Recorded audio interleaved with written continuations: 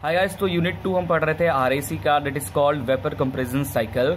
Part 7 में हम पढ़ेंगे method of improving simple saturation cycle और simple vapour compression cycle by the using of flash chamber between the expansion valve and the evaporator. Okay, तो generally इस topic से theory part आपको बनता है एग्जाम्स में। Theory part method of improving simple saturation cycle है। Overall ये 4 method हैं, 4 method. For example flash chamber को यूज़ करके कैसे सीओपी पे क्या इफेक्ट पड़ेगा, और उसके बाद हीट एक्सचेंजर को, एक्यूमुलेटर को, ये पूरा 4 टॉपिक है। तो 1 बाय 1 एक लेक्चर बना के मैं इसके theory concept as well as इसके डेरिवेशंस को भी मैं आपको क्लियर करता जाऊंगा, ठीक है।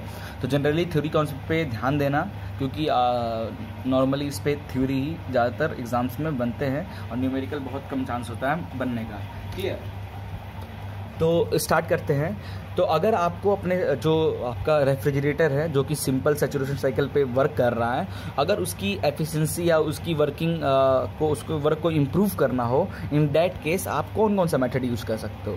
तो इसमें सबसे पहला जो मेथड जो नॉर्मली यूज़ होता है वो होता है by using a flash chamber between the expansion valve and the evaporator. Expansion valve और इवापोरेटर के बीच में एक हम फ्लैश चैम्बर नाम का एक डिवाइस यूज़ करते हैं। काम कैसे करता है, ओके, तो ध्यान देना। और फ्लैश होता क्या है, ओके। तो generally for example this is condenser, expansion valve, flash chamber, evaporator और this is compressor, clear. 1 2 3, okay. या एक्सपेंशन से फ्लैश चैम्बर में जो रेफ्रिजरेंट आएगा उसे हम 0.1 बोल रहे हैं, ओके, क्लियर। फ्लैश चैम्बर से बाद जो निकल के जा रहा है इवापोरेटर में उसे हम 1 बोल रहे हैं। इवापोरेटर से जो निकल रहा है उसे हम 2 कह रहे हैं। आफ्टर कंप्रेसर से जो निकल रहा है उसे हम 3 पॉइंट ले रहे हैं, एंड कंडेंसर से जो निकल रहा है 4 पॉइंट ले रहा है। तो इसको हमने ड्रॉ किया इस तरह 1 2 3 4 इन प्रेशर एंथैल्पी डायग्राम में, क्लियर। और ये जो रेड लाइन है ये हमारा होता है क्रिटिकल पॉइंट। इसके इधर वाला जो लाइन है इसको सैचुरेशन लिक्विड लाइन बोलते हैं, इधर वाला लाइन है सैचुरेशन वेपर लाइन बोलते हैं, ओके। बीच वाला जो पार्ट होता है वेट पार्ट होता है, क्लियर। अब देखो जनरली जब कंडेंसर से जो हमारा रेफ्रिजरेंट ठंडा होकर निकलता है वो काफ़ी ज़्यादा मीन्स प्रेशर रहता है, क्योंकि कंप्रेसर से यहाँ प्रेस होकर निकल रहा है, ये ऑलरेडी हाई प्रेशराइज्ड होगा। तो कंडेंसर जब निकलता है, फिर जब वो एक्सपेंशन में जाता है, एक्सपेंशन वाल्व में जाता है, तो एक्सपेंशन वाल्व से निकलने के बाद जो लिक्विड रेफ्रिजरेंट होता है वो पार्शियली वेपर फॉर्म में कन्वर्ट हो जाता है। पार्शियली वो वेपर फॉर्म में कन्वर्ट हो जाता है और पार्शियली वो लिक्विड फॉर्म में, means both liquid and vapour form में रहता है जब एक्सपेंशन वाल्व से आपका रेफ्रिजरेंट बाहर आता है, ओके। बट इन इवापोरेटर में हमें वेपर का यूज़ नहीं है एज कंपेयर टू लिक्विड। और वेपर को देखा जाए तो कौन आपके इवापोरेटर में आपके फ्रूट्स को कौन ज़्यादा जल्दी ठंडा करेगा एज कंपेयर टू गैस और लिक्विड। तो लिक्विड ज़्यादा अच्छे से काम करेगा इवापोरेटर, क्योंकि it can exchange the latent heat of the liquid, it can exchange the heat easily as compared to the gas, okay. तो अब क्या करें, अगर लिक्विड गैस बोझ जाएगा इसके इवापोरेटर के अंदर तो गैस का तो कोई काम ही नहीं है, उसका तो कोई इफेक्ट ही नहीं है इवापोरेटर में, वो कोई रेफ्रिजरेटिंग इफेक्ट बनाएगा ही नहीं। सिर्फ लिक्विड जितना जाएगा वो बनाएगा, बाकी निकल जाएगा। बट ड्यू टू दिस हम क्या करेंगे, अगर हम यहाँ पे 1 kg ऑफ एक्सपेंशन वाल्व से 1 kg निकल रहा है रेफ्रिजरेंट, जिसमें आपका क्या है, वेपर है एज वेल एज लिक्विड है, तो वो इवापोरेटर में जाए तो इवापोरेटर आप तो बड़ा बना है उसके अकॉर्डिंग, बट रियलिटी में जो रेफ्रिजरेंट आ रहा है क्या वो पूरा 1 kg रेफ्रिजरेंट वो यूज़ हो रहा है रेफ्रिजरेशन इफेक्ट बनाने के लिए? नहीं। तो वही जितना ज़रूरत है उतना ही उसके अकॉर्डिंग हम इसका साइज बनाए कि हमें पता है कि 1 kg जो आ रहा है उसमें ओवरऑल 1 kg लिक्विड नहीं आता है। तो इसीलिए हम फ्लैश चैम्बर का यूज़ करते हैं। और जो वो वेपर हैं जो एक्सपेंशन वाल्व से निकलने के बाद जो आपका refrigerant partially vapour partially liquid form में होता है, तो जो पार्शियली वेपर फॉर्म में होता है उसे हम लोग बोलते हैं फ्लैश, ओके।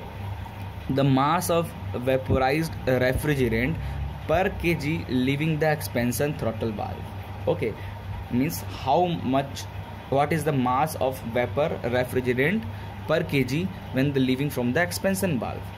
ओके, उससे हम बोलते हैं फ्लैश।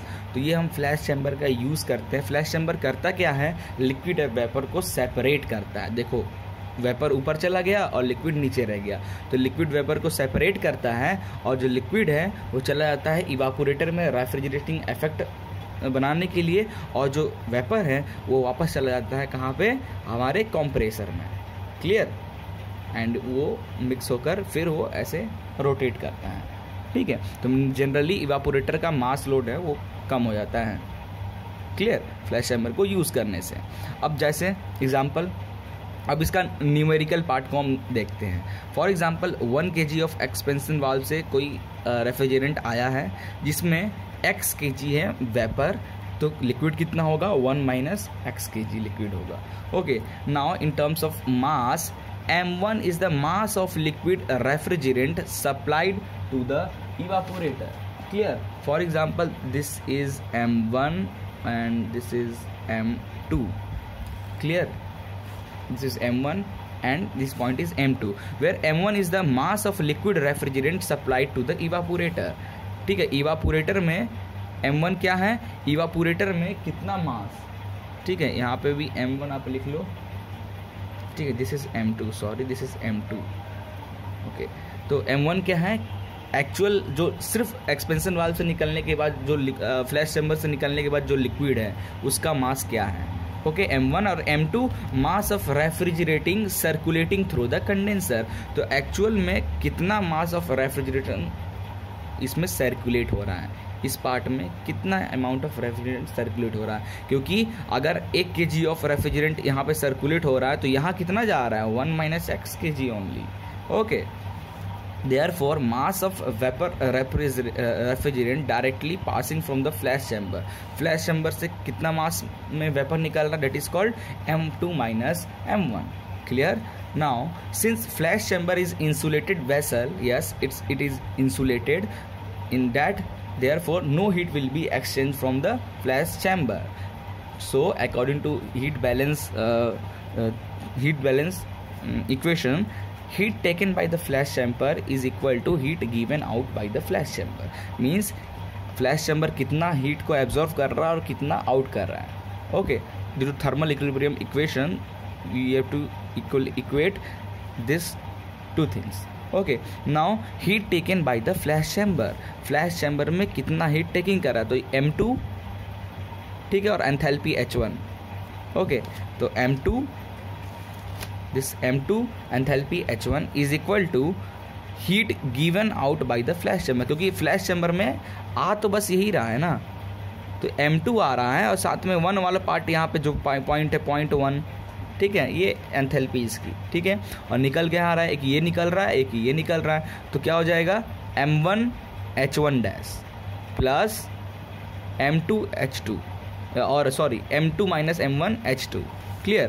तो m1 HF1, okay, plus m2 minus m1 h2। Clear? This point is, ये h1 डैश निकल रहा है, तो h1 dash is equal to hf1 dash. Clear? What is hf, enthalpy at liquid point. Okay, तो हम ये formula कैसे बना, ठीक है, फ्लैश चैम्बर में आ क्या रहा है, m2 और एंथैल्पी ये 1। ठीक है, तो m2 1 is equal to out कितना हो रहा है, m1 h1 डैश या hf1 डैश, और यहाँ कितना निकल रहा है, m2 minus m1 vapour in to h2। Clear? Now अगला है, इसको थोड़ा सा अरेंज किया जाए, तो m2 h2 minus h1 is equal to m1 h2 minus hf1 dash. Okay, where m1 is equal to m2, और इसको इधर ट्रांसफर कर लिए h2 माइनस, इसको इधर m1 चाहिए तो इसको इधर ट्रांसफर कर लिए h2 minus h1 upon h2 minus hf1 dash. Clear? Which is equal to m2 h2 minus h1, और h1 is equal to hf4। How this h1, ये enthalpy h1 is equal to hf4। ठीक है, ये और ये point perpendicular है। Clear? Now तो ये इक्वेशन बन गया हमारा M1 का। Now we know that refrigeration effect, what is the refrigeration effect is M1H2 minus HF1 dash. कैसे पता चला रेफ्रिजरेटिंग इफेक्ट कहाँ पे हो रहा है, इवापोरेटर में रेफ्रिजरेटिंग इफेक्ट हो रहा है, ठीक है। तो क्या हो जाएगा, this M1 into H2 minus H1 dash, और H1 dash is equal to HF1 dash. Clear, तो हमने लिख लिया।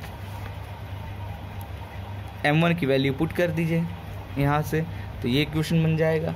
क्लियर, देयरफॉर ये और ये cancel, M2H2 minus HF4। Clear हो गया। Now what is the work done in compressor, compressor कहाँ है, आइए देखिए कंप्रेसर कहाँ है, दिस इज कंप्रेसर। तो what is the work done, H3 minus H2 M2।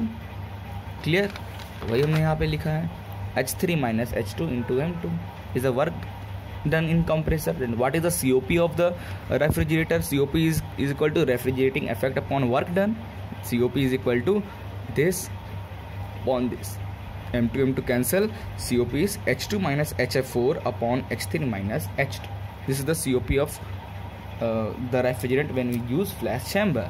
Okay, now what is the power required to drive the compressor, what is the power is equal to M2 this work done M2 H3 minus H2 upon 60 in kilowatt. Okay, now तो अगर आप देखोगे COP को, refrigerating effect को और ये power को, तो ये सिंपल सैचुरेशन साइकिल जो है उससे मैच कर रहा है। It means flash chamber use करने से कोई भी इफेक्ट आपके थर्मोडायनेमिक साइकिल पे कोई भी इफेक्ट नहीं आएगा। ओके, तो आप इजीली फ्लैश चैम्बर आप यूज़ कर लो, आपकी COP परफॉर्मेंस इनकी अच्छी रहेगी सब एज़ कम्पेयर टू अदर्स, ठीक है। थोड़ा बहुत इंक्रीज हो जाएगा, मतलब बोले तो आप कॉम्पैक्ट कर सकते हो। COP वगैरह यहाँ पे आप देखोगे सब कुछ आपका सिंपल सैचुरेशन साइकिल है उससे मैच कर रहा है हर चीज़, रेफ्रिजरेशन इफेक्ट भी उतना ही है, COP उतना ही, बस ये है कि अपने रेफ्रिजरेंट को, इवापोरेटर को थोड़ा आप छोटा बना सकते हो, क्योंकि पहले कितना जा रहा था, 1 kg रेफ्रिजरेंट जा रहा था जिसमें वेपर और लिक्विड दोनों जा रहे थे, और वेपर का कोई काम नहीं था, वो फालतू में मास ले रहा था, ठीक है। तो अब उसको हमने हटा के सिर्फ लिक्विड ही भेजा जितना काम है, तो आप एक कॉम्पैक्ट बना सकते हो अपने रेफ्रिजरेटर को। ओके, तो फ्लैश चैम्बर से कोई ज़्यादा इफेक्ट आपके थर्मोडायनेमिक साइकिल पे नहीं पड़ता, it can only compact your refrigerator. Okay, तो आई थिंक ये क्लियर होगा। नेक्स्ट टॉपिक में हम पढ़ेंगे अगर हम प्री कूलर या एक्यूमुलेटर का यूज़ कर रहे हैं देन उससे क्या असर होता है, ठीक है। Thank you.